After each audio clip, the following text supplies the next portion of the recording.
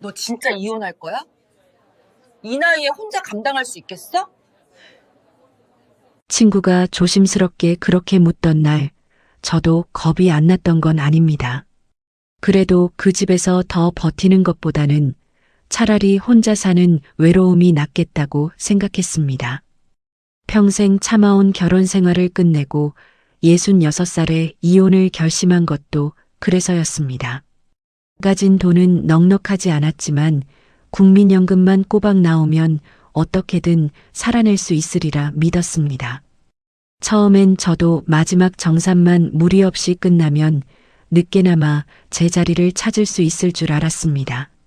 하지만 이혼한 뒤 딱 3개월 만에 저는 그 생각이 얼마나 순진했는지 알게 됐습니다. 더 기막힌 건 저를 힘들게 만든 건 가난이 아니라 사람이었다는 점입니다. 그들은 왜 끝까지 제 숨통부터 막으려 들었던 걸까요? 시작 전 구독과 좋아요로 함께 해주시고 어느 지역에서 듣고 계신지 댓글로 한 번씩만 남겨주세요. 그곳에 행복이 닿길 바라겠습니다. 그 말을 입 밖에 내기까지 얼마나 걸렸는지 모릅니다. 결심이 선 것도 어느 날 갑자기가 아니었습니다. 오래, 아주 오래 마음속에서 그 말을 굴리고 또 굴리다가 어느 순간부터는 더 이상 굴리는 것조차 힘들어진 뒤였습니다. 늦었다는 말도 들었습니다. 주변에서는 그 나이에 무슨 이혼이냐고 이제 와서 뭘 더 바라느냐고 했습니다. 그런 말을 들을 때마다 저는 속으로 생각했습니다. 나이가 들었다는 게 이 집에서 계속 참아야 한다는 뜻인가요? 전 남편 박성호 씨와 산 세월이 짧지 않았습니다. 그 긴 시간 동안 그이는 생활비를 늘 자기 손에 쥐고 흔들었습니다. 제가 뭔가 필요하다 하면 그게 꼭 필요하냐는 말이 먼저 나왔고 살림을 하다 조금이라도 빈틈이 보이면 어김없이 면박이 돌아왔습니다. 처음에는 저도 그냥 참았습니다. 아이들도 있고 살림도 있고 체면도 있으니까요. 그런데 나이가 들수록 이상하게도 더 버티기가 힘들어졌습니다. 젊을 때는 아이들을 보면서라도 버텼는데 아이들이 다 크고 나서는 그 집에 남은 게 전 남편과 저뿐이었습니다. 그리고 그이와 단둘이 남은 집에서 저는 사람이 아니라 짐처럼 느껴질 때가 점점 더 많아졌습니다. 결심이 선 건 어느 저녁이었습니다. 밥상 앞에서 아무 말도 없이 앉아 있다가 문득 이런 생각이 들었습니다. 나는 지금 이 사람이 무섭다기보다 이 시간이 너무 길다. 두렵다기보다 너무 지쳐 있다. 그날 저는 밥을 반도 못 먹고 방에 들어가 누웠습니다. 그리고 오래오래 천장을 바라보다가 마음이 이상하게 조용해지는 걸 느꼈습니다.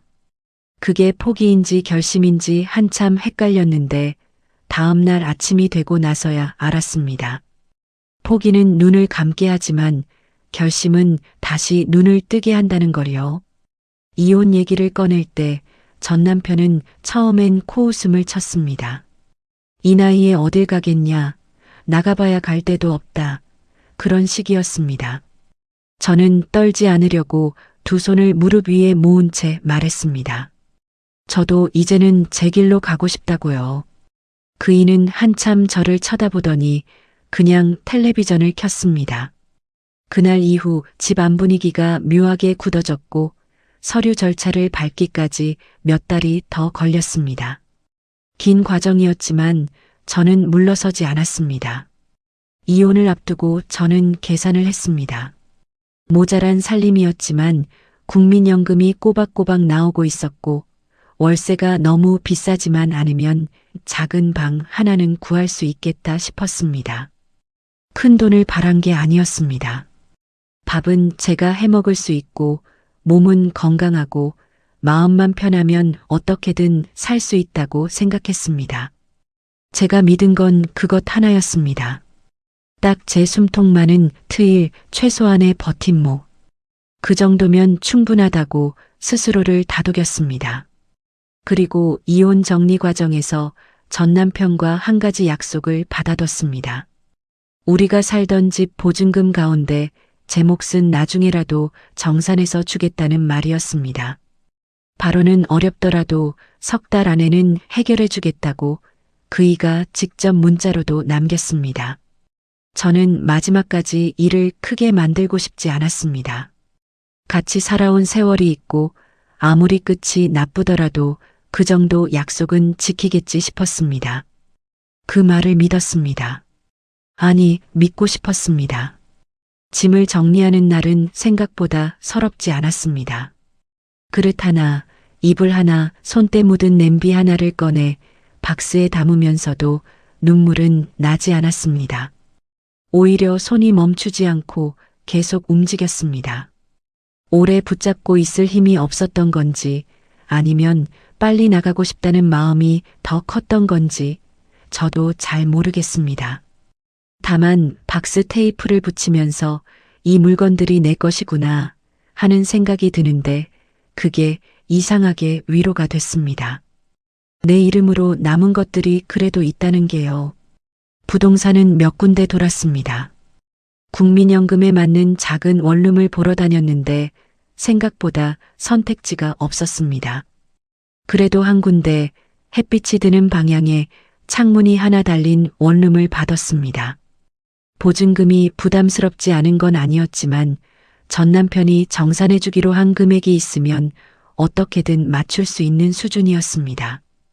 저는 그 방을 보면서 여기다 싶었습니다. 넓지도 않고 특별하지도 않지만 내 물건을 내 자리에 놓을 수 있는 곳, 그걸로 충분하다고 생각했습니다.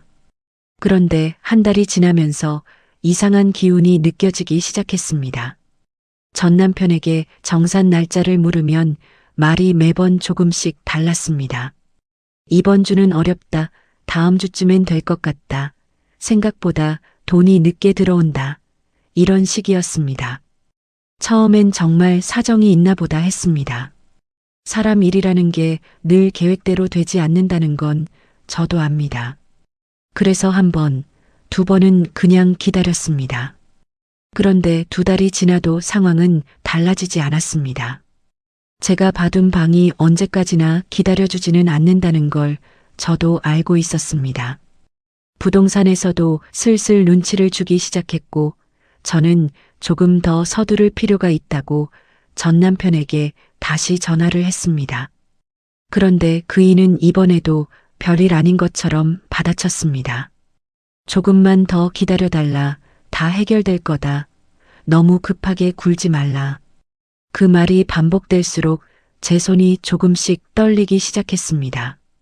화가 난 건지 불안한 건지 아니면 속이 더부룩한 건지 구분이 되지 않는 감각이었습니다. 그때부터 저는 뭔가 이상하다는 걸 느끼기 시작했습니다. 말이 자꾸 달라진다는 건 사정이 어려운 게 아니라 뭔가 다른 이유가 있다는 뜻이라는 것도요. 하지만 그 순간에는 아직 확신할 수 없었습니다. 설마 그냥 진짜 어려운 거겠지. 저는 스스로 그렇게 다독이며 하루를 더 넘겼습니다. 그런데 지금 돌아보면 그 설마 하는 마음이 제가 가장 후회하는 부분입니다. 그 설마가 얼마나 비싼 대가를 치르게 될지 그때의 저는 아직 몰랐으니까요. 3달 약속은 그렇게 조용히 지나갔습니다. 약속한 날이 지나도 전 남편에게서는 아무 연락이 없었습니다. 저는 그 날짜를 핸드폰 메모에 적어두고 하루를 기다렸습니다. 그리고 이틀을 더 기다렸습니다. 그래도 연락이 없었습니다. 먼저 전화를 걸었을 때 그이는 전화를 3번 만에 받더니 요즘 좀 복잡한 게 있다며 짧게 말을 끊었습니다. 저는 전화를 끊고 나서 한참 핸드폰을 내려다봤습니다. 뭔가 목구멍이 꽉 막혀 있는 것 같은데 말이 나오지 않는 감각이었습니다. 그날 밤 저는 방에 앉아 처음으로 두려움을 느꼈습니다. 이혼을 결심할 때도 짐을 쌀 때도 부동산을 돌아다닐 때도 없던 감각이었습니다. 이 돈이 정말 안 오면 어떡하지? 그 생각이 처음으로 선명하게 들어오는데 손이 차가워지는 게 느껴졌습니다. 국민연금 하나만 믿고 나온 제게 그 보증금 정산이 없으면 방을 계약할 방법이 없었습니다. 그건 그냥 불편한 문제가 아니라 갈 데가 없어진다는 뜻이었습니다. 66살에 이혼한 뒤에 갈 데가 없다는 게 어떤 말인지 그 밤에 처음으로 제 몸으로 느꼈습니다. 저는 그날부터 석 달이 비참한 3개월로 바뀌어 갈 거라는 걸 아직은 몰랐습니다. 받았던 방이 곧 다른 사람에게 넘어갈 거라는 것도, 제 짐이 창고에 들어가게 될 거라는 것도, 친구 집 작은 방 한쪽에서 발소리까지 줄여가며 지내게 될 거라는 것도요. 그저 그날은 다음 날 아침에 다시 한 번 더 전화를 해봐야겠다는 생각만 했습니다. 혹시 내일은 다를지도 모른다고 그 희망 하나에 기대어 눈을 감았습니다. 그런데 그 전화가 저를 더 깊은 수렁으로 끌고 가는 시작이 될 줄은 그때는 꿈에도 몰랐습니다. 그는 왜 하필 제가 정말 나가야 할 순간부터 약속을 흐리기 시작했던 걸까요? 석 달째가 되던 날 아침, 저는 눈을 뜨자마자 핸드폰을 확인했습니다. 혹시 밤사이에라도 전 남편에게서 연락이 왔을까 싶어서였습니다. 문자도 없었고 부재중 전화도 없었습니다. 화면은 조용했습니다. 저는 핸드폰을 내려놓고 천장을 한참 바라봤습니다. 숨을 들이쉬는데 가슴이 무거웠습니다. 불안이라는 게 이런 건가 싶었습니다. 두렵다기보다는 뭔가가 조여드는 느낌. 말로 설명하기가 어렵지만 그날 아침의 그 감각은 지금도 선명하게 기억납니다. 부동산에서 연락이 온 건 그날 오전이었습니다. 제가 받았던 원룸, 햇빛이 드는 방향에 창문이 달려있던 그 방이 다른 분께 넘어갔다는 말이었습니다. 중개사는 미안하다고 했습니다. 기다려드렸는데 계약이 안 되니 어쩔 수 없었다고요. 저는 알겠다고만 했습니다. 전화를 끊고 나서도 한동안 손에서 핸드폰을 놓지 못했습니다. 그 방을 처음 봤을 때 여기다 싶었던 마음이 이상하게 천천히 식어드는 게 느껴졌습니다. 그냥 방 하나가 없어진 게 아니라 제가 그려뒀던 그림 하나가 지워지는 느낌이었습니다. 저는 그날 오후에 전 남편에게 다시 전화를 걸었습니다. 이번엔 말을 부드럽게 시작하지 않았습니다. 받았던 방이 다른 사람에게 넘어갔고 계약금 날짜가 더 이상 미뤄지지 않는다고 했습니다. 그러니 정산을 언제 해줄 수 있는지 날짜를 하나만 정확히 말해달라고 했습니다. 그런데 전 남편은 잠깐 침묵하더니 이렇게 말했습니다. 조금만 더 기다려달라. 이번 주 안에는 어떻게든 해볼게. 저는 그 말을 듣고 이번 주라는 게 언제냐고 다시 물었습니다. 그랬더니 그이는 목소리가 살짝 높아지면서 왜 그렇게 자꾸 다그치냐고 했습니다. 저는 더 말을 잇지 못했습니다. 목이 잠겼습니다. 다그치는 게 아니라 집이 없어졌다고 말하고 싶었는데 그 말이 입 밖으로 나오지 않았습니다. 결국 저는 큰 짐을 보관 창고에 맡겨야 했습니다. 냉장고, 장롱, 오래 썼던 식탁, 그리고 결혼할 때 혼수로 들여왔던 이불장까지요. 혼수라는 말이 그날따라 낯설게 느껴졌습니다. 그게 제 물건인데도 지금은 제가 가져갈 곳이 없다는 사실이 이상하게 실감이 되지 않았습니다. 보관창고 직원이 박스 개수를 세는 동안 저는 그냥 멍하니 서 있었습니다. 보관료가 나왔을 때는 숫자가 눈에 들어오긴 했는데 그게 아깝다는 생각보다 앞으로 이걸 얼마나 더 내야 하는 건지가 먼저 떠올랐습니다. 박스에 담긴 옷가지와 이불, 그릇 몇 개만 따로 빼서 친구 오미자 집으로 갔습니다.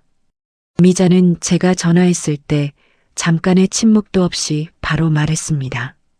와. 그 말 한마디였습니다. 설명할 필요도 없이 바로 와라고 한 친구였습니다. 그 말을 듣는 순간 눈물이 날 것 같았는데 저는 꾹 참았습니다. 이제 울면 안 된다고 생각했습니다. 이상하게도 그때부터 눈물을 아껴야 한다는 생각이 들었습니다. 울고 나면 흐물거릴 것 같아서요. 친구 집에 처음 도착했을 때 미자는 반찬도 몇 가지 더 꺼내놓고 밥상을 차려줬습니다. 아무 말 없이 밥을 먹는데 그 시간이 따뜻하면서도 어딘가 서늘했습니다. 여기는 내 집이 아니구나 하는 생각이 밥숟가락을 들다가 불쑥 올라왔습니다. 미자가 나쁜 사람이어서가 아닙니다. 오히려 너무 잘해줘서 고마우면서도 더 눈치가 보였습니다. 잘해주는 사람에게 폐를 끼친다는 게 모르는 사람에게 피해를 준다는 것보다 더 마음이 무거울 때가 있거든요. 처음 며칠은 그래도 버텼습니다. 미자 남편이 출근하기 전에 먼저 일어나 화장실을 비켜줬고 아침상도 같이 차렸습니다. 빨랫감이 보이면 손이 먼저 갔고 설거지도 제가 먼저 했습니다. 그래야 좀 덜 민폐 같았습니다. 저도 알거든요. 며칠은 몰라도 보름을 넘기면 남의 집이라는 게 숨 쉬는 것까지 조심스러워진다는 걸요. 그걸 알면서도 갈 곳이 없으니 거기 있을 수밖에 없었습니다. 밤이 가장 힘들었습니다. 낮에는 움직이면 되니까 어떻게든 버텼는데 불 끄고 누우면 생각이 멈추질 않았습니다. 제 짐은 창고에 있고 제 몸은 친구 집에 있고 정작 저는 어디에도 완전히 속한 사람이 아닌 것 같았습니다. 비참하다는 말이 이런 뜻이구나. 그때부터 조금씩 알기 시작했습니다. 비참한 게 꼭 굶주리거나 아픈 것만은 아니더라고요.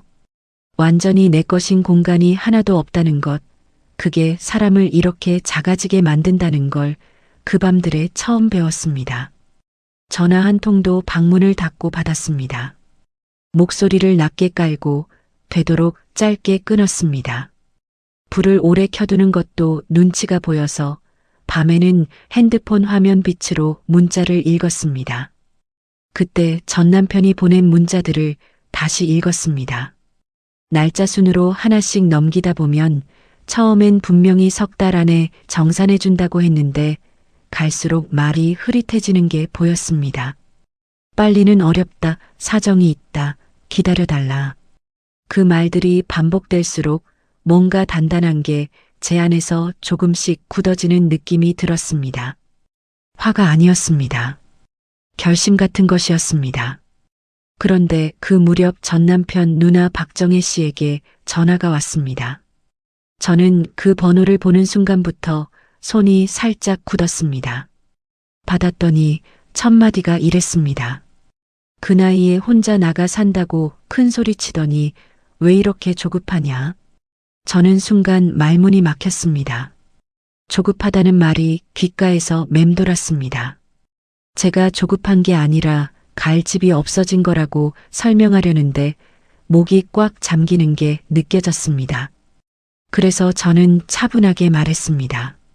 보증금 정산이 있어야 방을 구할 수 있고 석 달 약속이 지났다고요. 그런데 그쪽은 자꾸 말을 돌렸습니다. 성호도 사정이 있다. 왜 그렇게 재촉하냐? 가족끼리 너무 야박하게 구는 거 아니냐? 저는 그 말을 들으면서 이상한 기분이 들었습니다. 제게 줄 돈을 미루고 있는 사람을 제가 왜 가족처럼 기다려줘야 하는지요. 이미 이혼한 사이인데 가족이라는 말을 이렇게 쓰는 건 참 편리하다는 생각이 들었습니다. 필요할 때만 가족이고 책임질 때는 남인 셈이니까요. 전화를 끊고 나서 저는 한참 앉아 있었습니다. 친구 집 작은 방에 박스를 옆에 두고 앉아 있었습니다. 짐 보관증이 든 봉투가 보였습니다.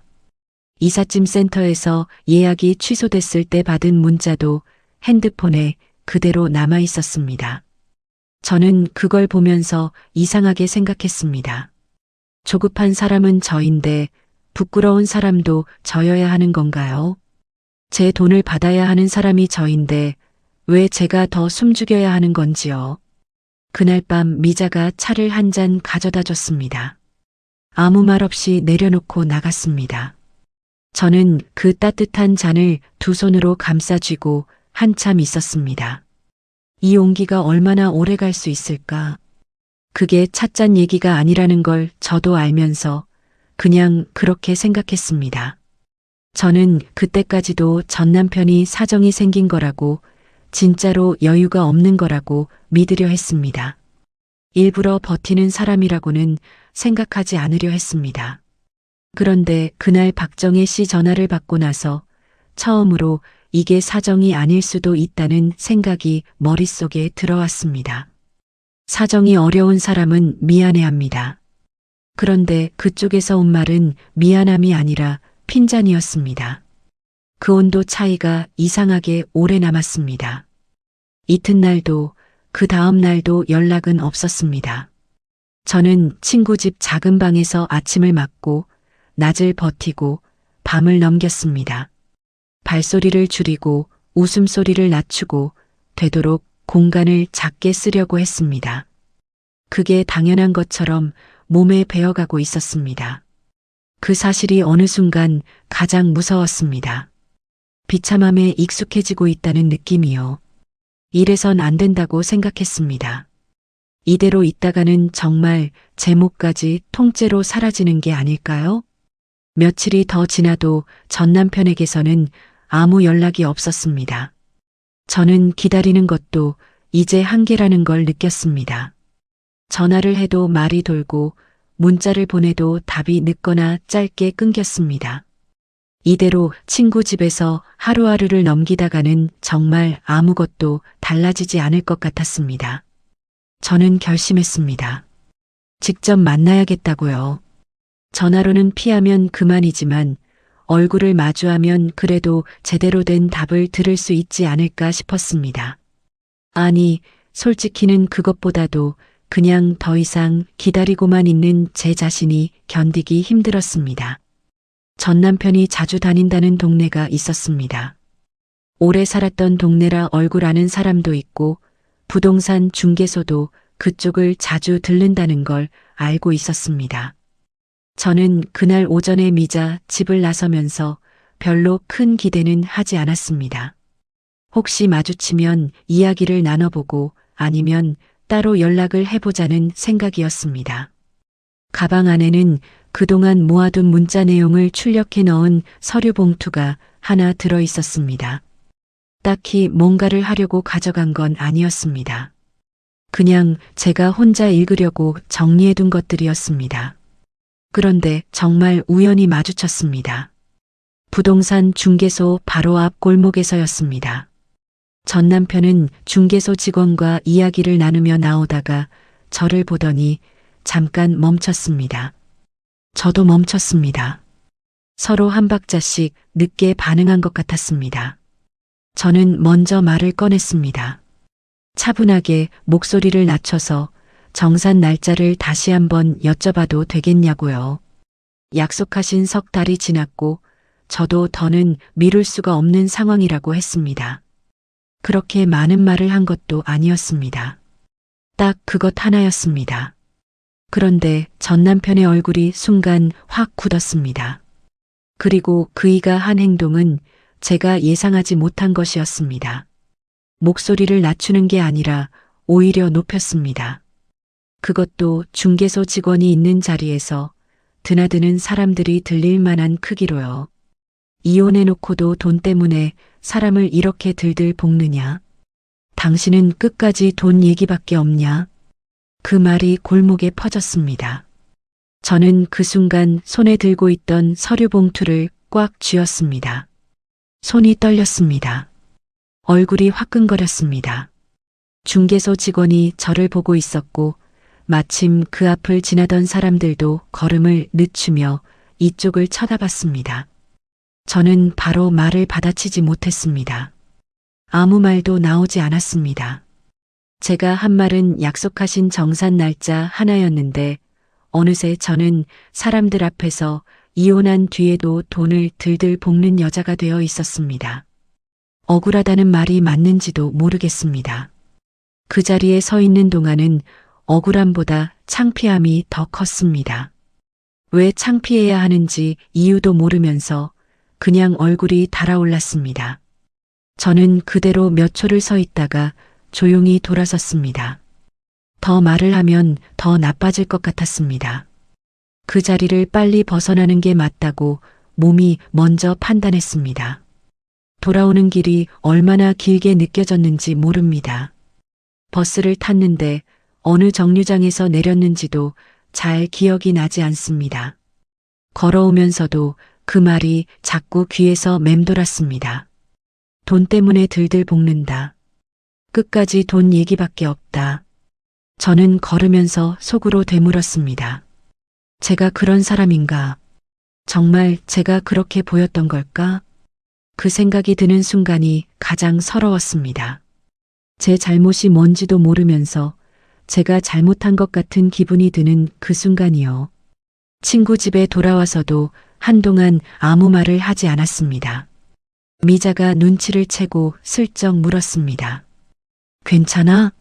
저는 괜찮다고 했습니다. 실제로 괜찮지는 않았지만 그 이야기를 처음부터 꺼내려면 너무 많은 말이 필요할 것 같았습니다. 저는 방에 들어가 가방을 내려놓고 앉았습니다. 그리고 핸드폰을 꺼내 전 남편이 보낸 문자들을 다시 펼쳤습니다. 아까 길에서 꽉 쥐고 있던 서류 봉투도 꺼냈습니다. 손이 아직 약간 떨렸습니다. 문자를 하나씩 읽어내려가면서 저는 정신이 번쩍 들었습니다. 3달 안에는 정리해 줄게. 날짜만 조금 미뤄달라. 당신 몫은 따로 빼둘 거야. 그 문자들이 날짜 순서대로 그대로 남아 있었습니다. 글자 하나 지워지지 않고요. 저는 그걸 보면서 처음으로 이런 생각이 들었습니다. 나는 아무 근거도 없이 때를 쓴 게 아니다. 약속이 있었고, 기한이 있었고, 그 기한이 지났다. 저는 그냥 당연한 걸 물은 것뿐이다. 그 생각이 드는데 이상하게 눈물이 나는 게 아니라 오히려 마음이 조금 단단해지는 느낌이 들었습니다. 그러다가 한 가지가 더 선명하게 보이기 시작했습니다. 전 남편이 왜 그 자리에서 일부러 큰 소리를 쳤는지요. 조용히 피하거나 모른 척할 수도 있었는데 굳이 사람들이 있는 자리에서 목소리를 높인 이유가 뭔지요. 그건 억울해서 터져나온 말이 아니었습니다. 계산된 말이었습니다. 저를 돈 밝히는 사람으로 만들어버리면 제가 더 이상 따지기 어려워진다는 걸 알고 있던 거였습니다. 사람들 앞에서 한번 그렇게 찍히면 제가 다시 정산을 요구할 때마다 저는 또 그 자리에 여자가 되는 거니까요. 그 계산이 보이는 순간 손끝이 싸늘해졌습니다. 그리고 며칠 뒤 이상한 소문이 들려왔습니다. 전 남편이 주변 사람들에게 제가 이혼한 뒤에도 돈을 더 뜯어내려 한다는 식으로 말하고 다닌다는 얘기였습니다. 처음 그 말을 전해 들었을 때 저는 어이가 없어서 한동안 아무것도 할 수가 없었습니다. 말이 나오지 않는 게 아니라 뭐라고 해야 할지를 몰랐습니다. 제 몫을 달라는 게 왜 탐욕이 되는지, 약속을 어긴 사람이 왜 당당한 얼굴을 하고 다니는지 이해가 되지 않는데 이해하려고 애쓰다 보니 머리가 멍해졌습니다. 그런데 생각하면 할수록 하나씩 맞아들어가는 부분이 있었습니다. 처음부터 말이 자꾸 달라졌던 것, 제가 방계약을 서둘러야 한다고 해도 별일 아닌 것처럼 넘겼던 것, 가리고 사람들 앞에서 갑자기 큰 소리를 쳤던 것까지요. 그게 다 이어지는 그림이었습니다. 저를 조급한 사람, 돈만 밝히는 사람으로 만들어두면 정작 자신이 약속을 어겨도 피해자처럼 보일 수 있다는 걸 알고 있던 거였습니다. 그게 처음부터 계획이었는지 아니면 상황이 그렇게 흘러가다 보니 그 방법을 쓴 건지는 모르겠습니다. 하지만 어느 쪽이든 그 판에서 저는 처음부터 불리한 위치에 서 있었다는 건 분명했습니다. 그날 밤 저는 오래 잠을 이루지 못했습니다. 천장을 보면서 자꾸 그 골목 장면이 떠올랐습니다. 제가 서류 봉투를 쥐고 서 있던 것, 사람들이 저를 쳐다보던 것, 얼굴이 화끈거리던 것. 그런데 시간이 지날수록 창피함보다 다른 감각이 더 올라왔습니다. 분하다는 말도 아니고 억울하다는 말도 아니었습니다. 그냥 이건 아니다 싶은 마음이었습니다. 제가 뭔가 잘못한 게 없는데 잘못한 사람처럼 취급받아야 한다는 게 이건 아니다 싶었습니다. 저는 그날 밤 핸드폰을 꺼내 문자들을 다시 한번 읽었습니다. 그리고 그 문자들을 날짜별로 다시 정리하기 시작했습니다. 메모 앱에 날짜를 적고 그이가 한 말을 짧게 옮겨 썼습니다. 통화한 날짜도 적었습니다. 방이 넘어간 날짜도 적었습니다. 창고에 짐을 맡긴 날짜도요. 처음엔 그냥 제 머릿속을 정리하려고 시작한 일이었습니다. 그런데 하나씩 쓰다 보니 이게 그냥 정리가 아니라 기록이라는 걸 알았습니다. 사건 순서가 눈에 보이기 시작했고 어디서 무엇이 어긋났는지도 보였습니다. 손이 더 이상 떨리지 않았습니다. 저는 그때 처음으로 생각했습니다. 감정으로는 이 사람을 이길 수 없겠다. 억울해하고 서러워해봤자 그쪽은 끄떡도 하지 않는다. 그렇다면 내가 할 수 있는 건 하나다. 기록을 남기고 근거를 쥐는 것. 그 생각이 드는 순간 제 안에서 뭔가가 바뀌었습니다. 무너지는 게 아니라 조용히 굳어지는 느낌이었습니다. 그는 왜 굳이 사람들 앞에서 저를 망신 주려 했던 걸까요? 그 대답을 저는 이제 알 것 같았습니다. 그리고 그 대답을 안 순간부터 저는 더 이상 그냥 기다리지 않기로 했습니다. 그날 이후 저는 달라지기 시작했습니다. 달라졌다고 해서 갑자기 용감해진 건 아니었습니다. 목소리가 커진 것도 아니고 당장 뭔가를 행동으로 옮긴 것도 아니었습니다. 다만 보는 방식이 달라졌습니다. 전 남편이 한 말들을, 그동안 있었던 일들을 예전에는 그냥 사정이 있겠거니 하고 넘겼다면 이제는 하나씩 다시 들여다보기 시작했습니다. 감정이 아니라 순서로 보기 시작했다는 게 맞는 표현일 것 같습니다. 언제 무슨 말을 했고 그 다음에 무슨 일이 생겼고 그게 어떻게 이어졌는지를요. 문자 날짜를 다시 정리했습니다. 통화한 시점도 다시 확인했습니다.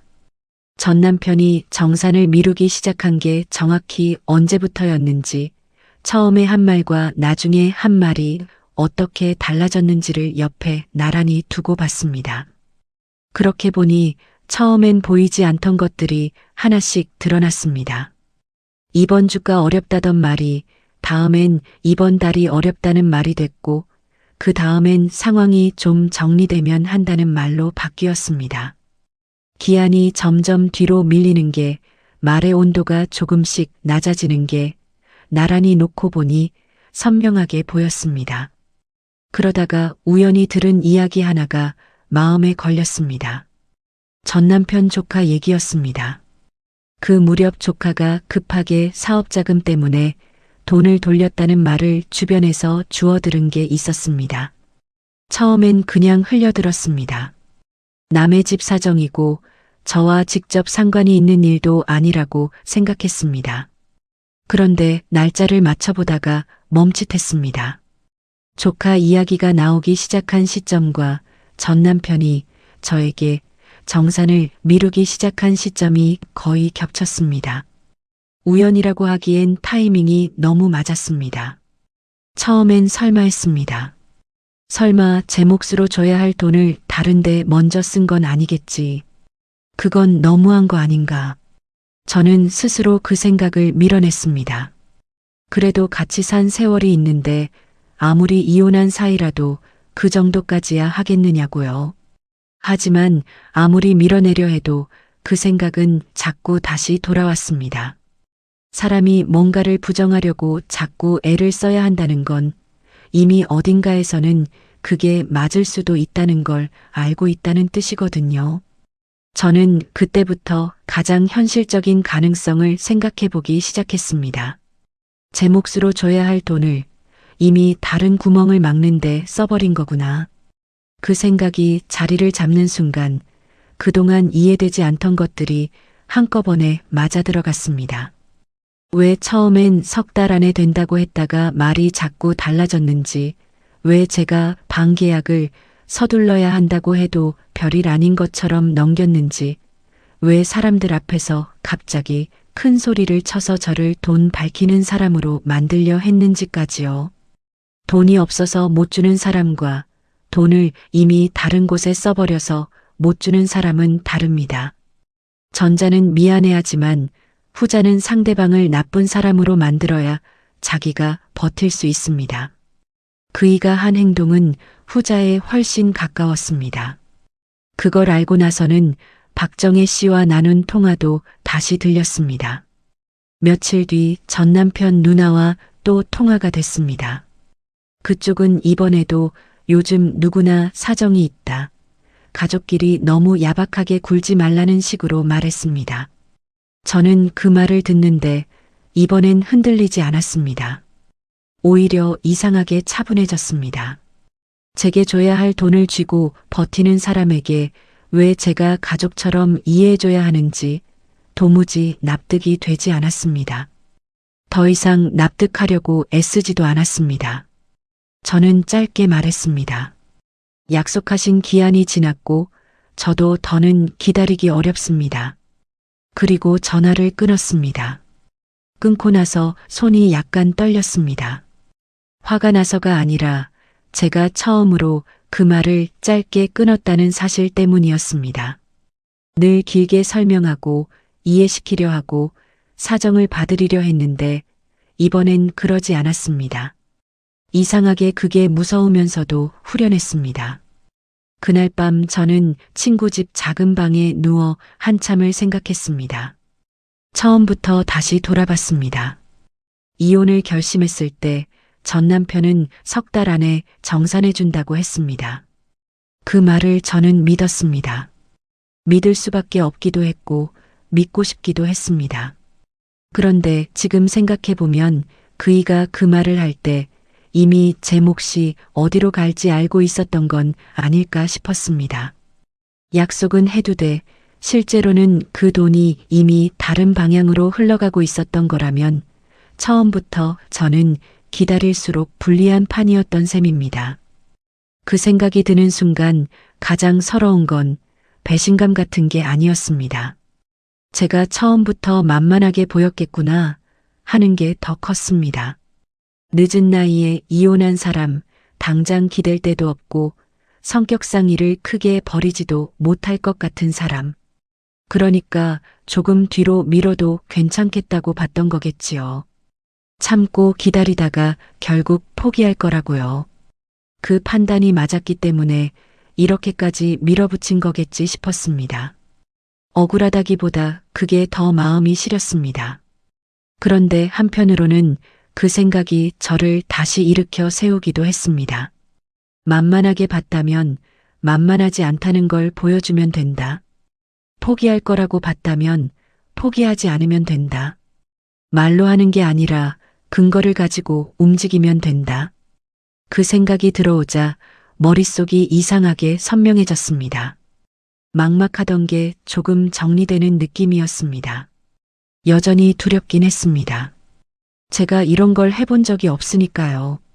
하지만 이대로 있다가는 정말 아무것도 남지 않겠다는 건 더 분명했습니다. 저는 그날부터 하나씩 모으기 시작했습니다. 문자 기록은 이미 날짜별로 정리해뒀습니다. 거기에 이삿짐 센터 예약 취소 문자도 다시 찾아서 따로 저장했습니다. 짐 보관 창고 영수증도 봉투에서 꺼내 펼쳐봤습니다. 날짜가 찍혀 있었습니다. 제가 얼마나 오래 실제로 피해를 입고 있는지가 그 종이에 고스란히 담겨 있었습니다.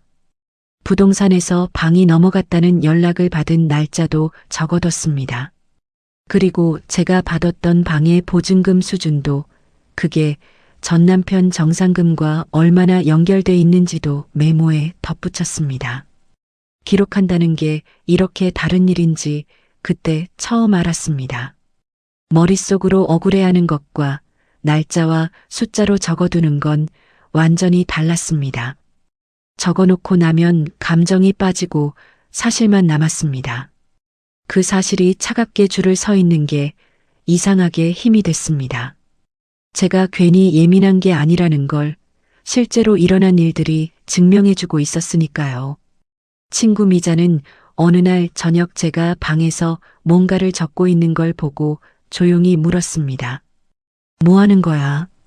저는 잠깐 생각하다가 말했습니다. 정리하는 거. 미자는 더 묻지 않았습니다. 그냥 차 한 잔 갖다 주고 나갔습니다. 그 차를 마시면서 저는 생각했습니다. 감정으로는 이 사람들에게 아무것도 얻을 수 없다. 사정을 봐달라고 해도 억울하다고 해도 울어도 아무 소용이 없다. 하지만 근거가 있으면 달라질 수 있다. 근거를 준 사람은 더 이상 쉽게 밀리지 않는다. 그렇게 스스로에게 말하면서도 한편으로는 두려웠습니다. 법이라는 말이 머릿속에 떠올랐습니다. 상담이라는 말도요. 그게 제 이야기가 될 거라고는 한 번도 생각해 본 적이 없었습니다. 이혼 전까지만 해도 저는 그런 일들이 남의 이야기라고 생각했습니다.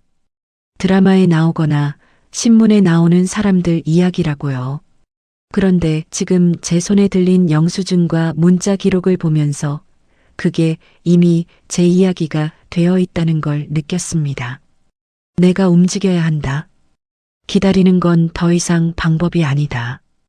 그 생각이 자리를 잡은 게 그날 밤이었습니다. 아직 뭘 어떻게 해야 하는지는 몰랐습니다. 하지만 적어도 이대로 눈치만 보면서 친구 집 작은 방에서 시간을 보내는 건 끝내야 한다는 건 알았습니다. 참고 기다릴수록 없어지는 건 제 시간과 제 체면뿐이라는 것도요. 저는 그날 밤 오랜만에 일찍 눈을 감았습니다. 잠이 쉽게 오지는 않았지만 뒤척이는 이유가 달라졌습니다. 불안이 아니라 뭔가를 준비하고 있다는 긴장감이었습니다. 끝까지 참으면 정말 제 목까지 통째로 사라지는 걸까요? 저는 그 대답을 직접 찾아보기로 했습니다. 움직이기로 결심하고 나서도 바로 행동으로 옮기지는 못했습니다. 며칠은 그냥 모아둔 기록을 들여다보기만 했습니다. 문자 정리해둔 메모를 열었다가 닫고 영수증 봉투를 꺼냈다가 다시 넣고 혼자 이걸 가지고 어디를 가야 하는 건지 가늠이 되지 않아서였습니다. 법이라는 말이 머릿속에 있기는 했는데 막상 어디서 시작해야 하는지를 몰랐습니다. 법원이라고 하면 소송 같은 게 떠오르고 그건 너무 큰일을 벌이는 것 같아서 겁이 났습니다. 변호사는 비용이 얼마나 드는지도 몰랐습니다. 저 같은 사람이 그런 데를 찾아가도 되는 건지 이상하게 그 생각부터 들었습니다. 그러다 미자가 법률 무료 상담이라는 걸 알려줬습니다. 어디서 들었는지 동사무소 쪽에서 연결해주는 곳이 있다고 했습니다. 거기서 먼저 이야기를 들어보고 판단하면 되지 않겠냐고요. 저는 처음엔 망설였습니다. 제 사정을 남한테 꺼내놓는 게 아직도 쉽지 않았습니다.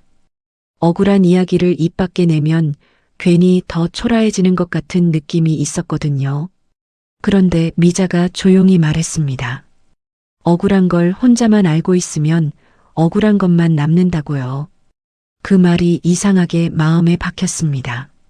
저는 그날 오후에 전화를 했습니다. 상담 날짜를 잡고 나서 저는 다시 기록을 정리했습니다.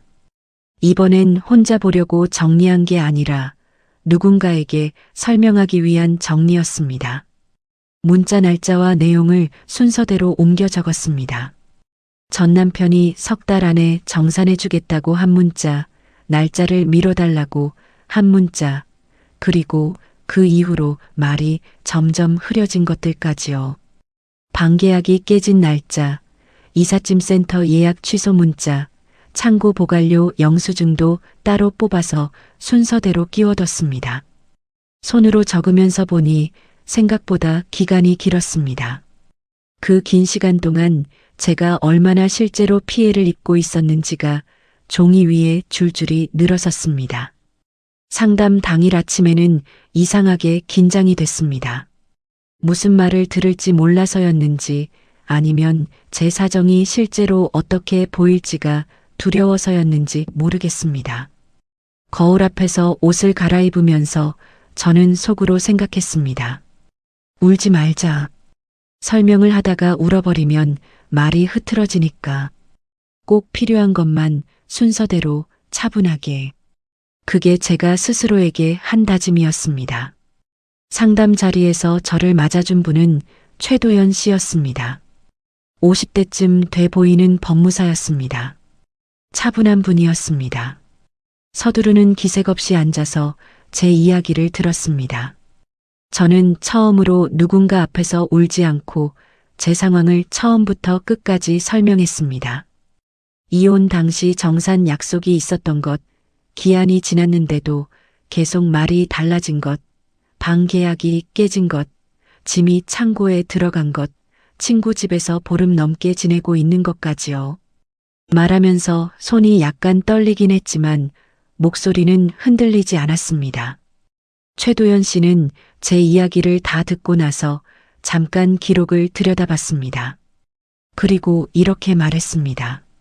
지금 필요한 건 감정 싸움이 아니라 기록입니다. 가져오신 것들이 실제로 효력이 있습니다. 그 말이 이상하게 크게 들렸습니다. 제가 괜히 예민하게 구는 게 아니라는 걸, 실제로 권리를 못 받고 있다는 걸 처음으로 또렷하게 확인받은 기분이었습니다. 눈물이 날 것 같았는데 이상하게 나오지는 않았습니다. 오히려 가슴 어딘가가 조용히 가라앉는 느낌이었습니다. 최도연 씨는 내용 증명에 대해 설명해 줬습니다. 법적인 절차를 바로 밟는 것보다 먼저 내용 증명을 보내는 게 현실적이라고 했습니다. 약속이 있었고 기한이 지났고 그로 인한 실질적인 피해가 있다는 것을 공식 문서로 상대방에게 전달하는 것이라고요. 그걸 받으면 상대방도 이게 감정 다툼이 아니라 공식적인 요구라는 걸 인식하게 된다고 했습니다. 법적 효력보다는 상대가 더 이상 모른 척할 수 없게 만드는 것에 가깝다고요. 저는 그 설명을 들으면서 고개를 끄덕였습니다. 이게 제가 할 수 있는 것이구나 싶었습니다. 며칠 뒤 내용 증명이 완성됐습니다. 정산 약속이 있었다는 사실, 약속한 기한이 이미 지났다는 것, 그로 인해 실제 주거 이전이 지연되고 있으며 보관료와 같은 실질적 손해가 발생하고 있다는 것, 그리고 일정 기간 내에 지급되지 않을 경우 법적 절차를 밟겠다는 내용이 담겨 있었습니다. 문서를 받아들고 읽는데 손이 잠깐 멈췄습니다. 이게 제 이름으로 나가는 문서구나. 이게 진짜 시작이구나. 그 생각이 들었습니다. 두렵지 않았다면 거짓말이겠지만 두렵다는 것보다 이걸 해야 한다는 게 더 분명했습니다. 내용 증명을 보낸 뒤 며칠이 지났습니다. 그동안 전 남편에게서는 아무 연락이 없었습니다. 저는 그 침묵이 어떤 의미인지 몰라서 하루하루가 길게 느껴졌습니다. 그냥 무시하는 건지 아니면 뭔가 생각하는 건지요. 미자한테도 특별히 말하지 않았습니다. 기다리는 동안은 조용히 있는 게 나을 것 같았습니다. 저는 그 며칠 동안 오히려 차분했습니다. 할 수 있는 걸 했다는 감각이 있었기 때문인지 전처럼 밤마다 뒤척이지는 않았습니다. 그런데 문서를 받고 나서 며칠 뒤 전 남편에게서 전화가 왔습니다.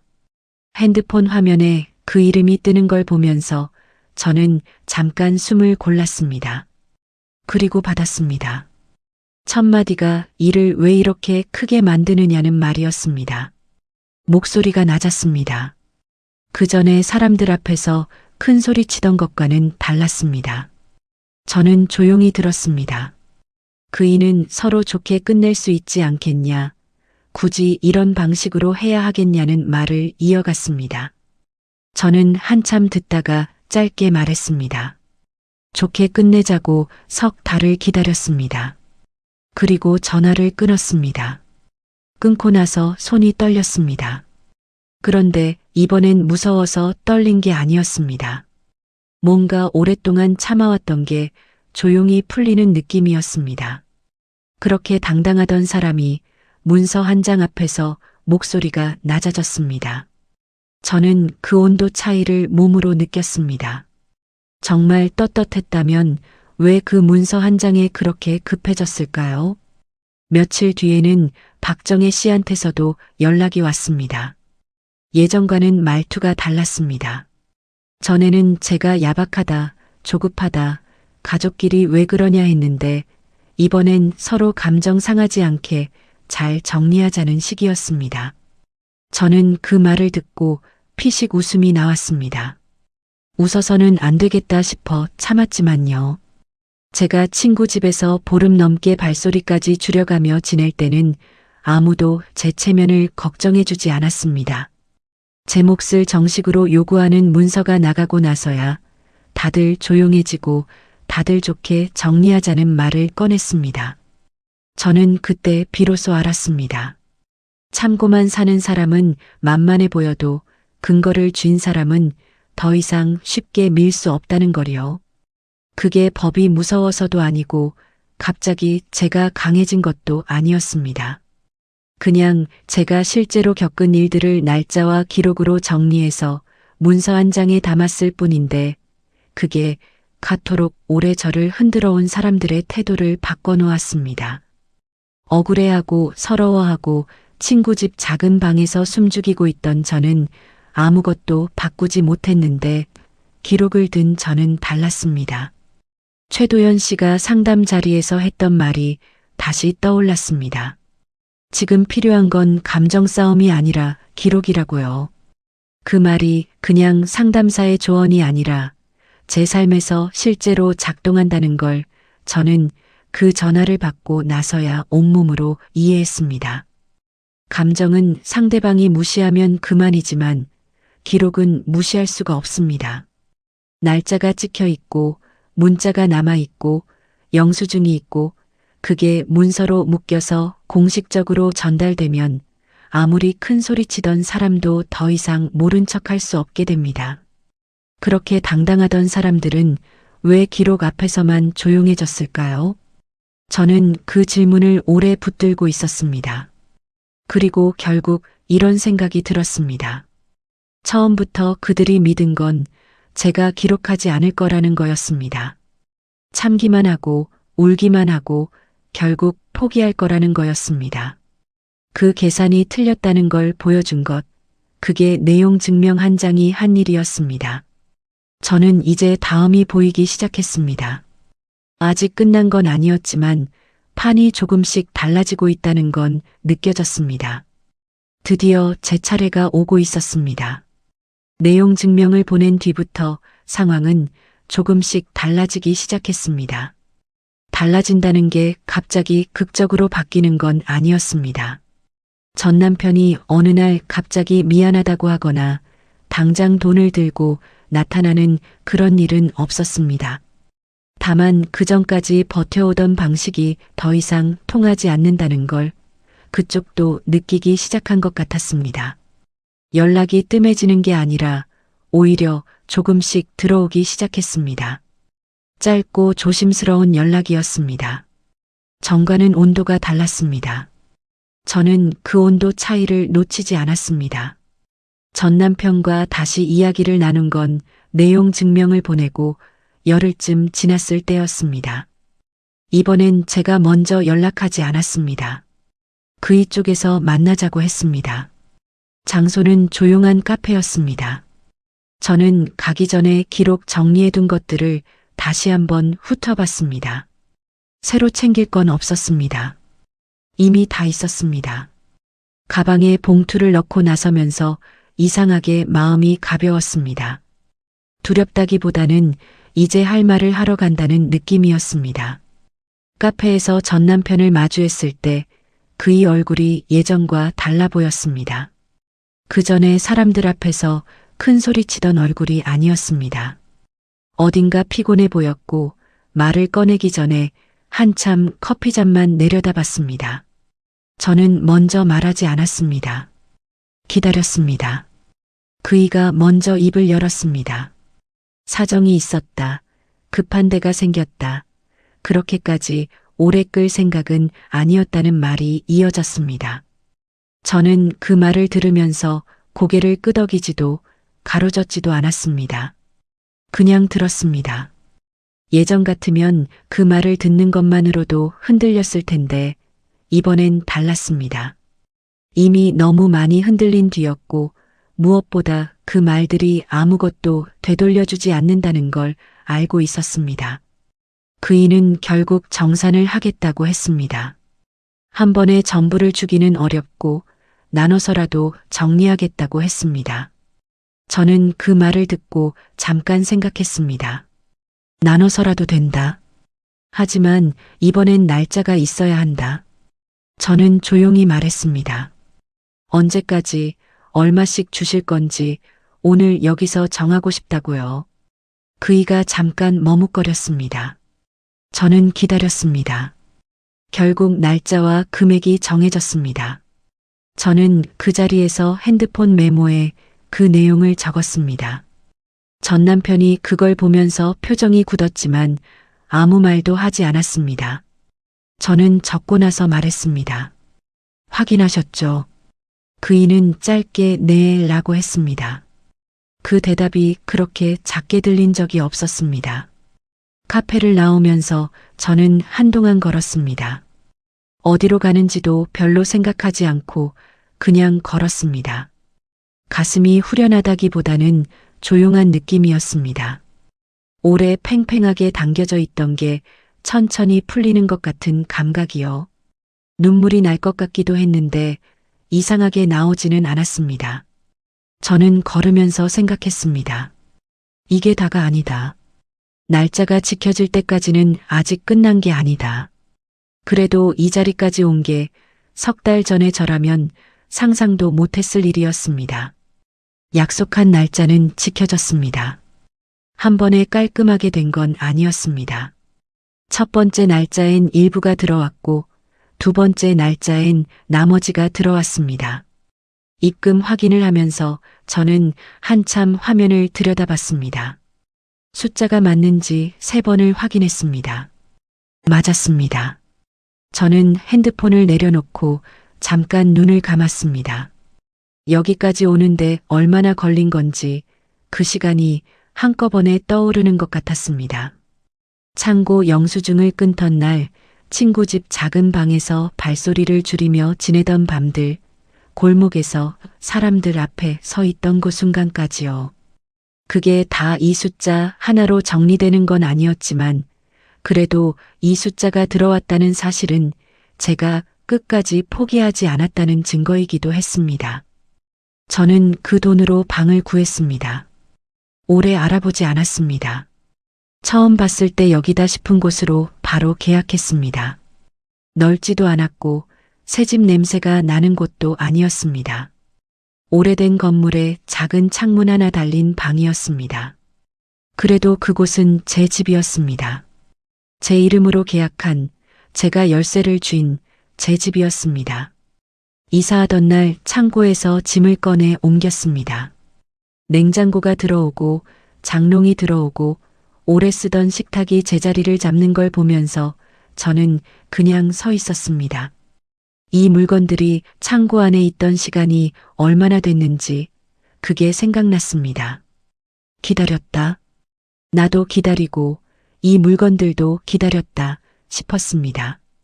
처음 혼자 밥을 차려 먹던 날이 생각납니다. 냉장고에서 반찬 하나를 꺼내 밥을 퍼서 제 식탁에 앉아서 제 그릇에 담아서 먹었습니다. 특별한 반찬도 아니었고 맛있는 밥도 아니었습니다. 그런데 이상하게 눈물이 났습니다. 서러워서가 아니었습니다. 이제야 정말 끝났다는 생각이 들어서였습니다. 친구 집에서 눈치 보며 밥을 먹던 것도, 발소리를 줄이며 화장실을 쓰던 것도, 불을 오래 켜두지 못하던 밤들도 전부 이제 제 집 안에서는 필요 없는 일이 됐습니다. 제 컵을 아무데나 놔도 되고 늦은 밤 불을 켜도 눈치 볼 필요가 없고 누구에게 미안한 얼굴로 욕실 문을 두드리지 않아도 되는 곳이었습니다. 그게 그렇게 당연한 일인데 그 당연한 게 그렇게 오래 걸렸다는 게 눈물이 났습니다. 미자가 이사하고 며칠 뒤 집에 왔습니다. 작은 화분 하나를 들고 왔습니다. 들어와서 이것저것 둘러보더니 한참 말이 없었습니다. 저도 말하지 않았습니다. 둘이 그냥 조용히 앉아 있다가 미자가 입을 열었습니다. 그래도 나오길 잘했다. 짧은 말이었습니다. 저는 그 말을 듣고 한참 있다가 웃었습니다. 웃음이 나오는데 목이 살짝 잠겼습니다. 정말 그랬습니다. 늦었지만 그래도 나오길 잘했습니다. 지나고 보니 비참했던 건 가난이 아니었습니다. 돈이 부족한 게 저를 무너뜨린 게 아니었습니다. 제 몫을 요구했다는 이유로 사람들 앞에서 탐욕스러운 사람처럼 취급받고 잘못한 사람은 따로 있는데 제가 숨어서 지내야 했던 그 시간이 저를 가장 무너뜨렸습니다. 내가 나쁜 사람이 아닌데 나쁜 사람처럼 느껴지도록 만드는 것, 그게 진짜 비참함이었습니다. 돈이 없어서 창고에 짐을 넣은 게 서러운 게 아니라 그 영수증을 끊으면서 저는 아직 아무것도 잘못하지 않았는데 왜 이 자리에 있어야 하나 싶은 게 서러웠습니다. 하지만 그 비참한 석 달이 있었기에 저는 배운 것도 있습니다. 사람은 나이가 들어도 가진 게 넉넉하지 않아도 자기 몫을 지켜야 비로소 덜 비참해진다는 거요. 그리고 자기 몫을 지키는 건 목소리를 높이는 것도 아니고 감정을 쏟아내는 것도 아니었습니다. 그냥 있었던 일을 날짜와 함께 적어두는 것, 약속이 담긴 문자를 지우지 않는 것, 영수증 한 장을 버리지 않고 봉투에 넣어두는 것이었습니다. 그 작은 것들이 모여서 저를 지켜줬습니다. 최도연 씨가 상담 자리에서 했던 말이 지금도 귀에 남아 있습니다. 지금 필요한 건 감정 싸움이 아니라 기록입니다. 그 말이 제 삶에서 실제로 작동했습니다. 억울해하고 서러워하는 동안은 아무것도 바뀌지 않았는데 기록을 들고 움직이기 시작하면서 판이 달라졌습니다. 저는 그걸 몸으로 배웠습니다. 누가 가르쳐 준 게 아니라 그 비참한 석 달을 직접 통과하면서요. 이제 아침이면 제 집 창문으로 햇빛이 들어옵니다. 넓지 않아도 새 집이 아니어도 그 햇빛이 제 것이라는 게 이상하게 매일 새롭습니다. 국민연금이 들어오는 날이면 월세를 먼저 챙기고 반찬 재료를 사고 나머지로 한 달을 삽니다. 넉넉하지는 않습니다. 그래도 이 살림이 제 살림이라는 게, 이 공간이 제 공간이라는 게, 그 사실 하나가 생각보다 많은 걸 버티게 해줍니다. 66살에 이혼하고 석 달을 비참하게 보내고 그 끝에 겨우 방 하나를 얻었습니다. 남들이 보면 별것 아닌 일처럼 보일 수도 있습니다. 하지만 저는 압니다. 그 방 하나가 저한테는 얼마나 긴 시간이 걸렸는지를요. 그리고 그 과정에서 제가 포기하지 않았다는 게 지금 이 아침 햇빛보다 더 제 마음을 단단하게 만들어준다는 것도요. 여러분이라면 저처럼 끝까지 기록을 모아 움직이셨을까요? 혹시 지금 비슷한 상황에 계신 분이 있다면 꼭 기억해 주셨으면 합니다. 억울함은 마음속에만 있으면 억울함으로 끝납니다. 하지만 기록이 되면 그건 근거가 됩니다. 그리고 근거를 가진 사람은 생각보다 훨씬 멀리 갈 수 있습니다. 비참했던 석 달 끝에 저는 겨우 제자리 하나를 되찾았습니다. 늦었지만 그래도 나오길 잘했습니다. 끝까지 시청해 주셔서 진심으로 감사합니다. 공감이 되셨다면 구독과 좋아요, 그리고 댓글로 여러분의 이야기도 나눠주세요. 여러분의 한마디가 저와 같은 상황에 계신 분들께 큰 힘이 됩니다.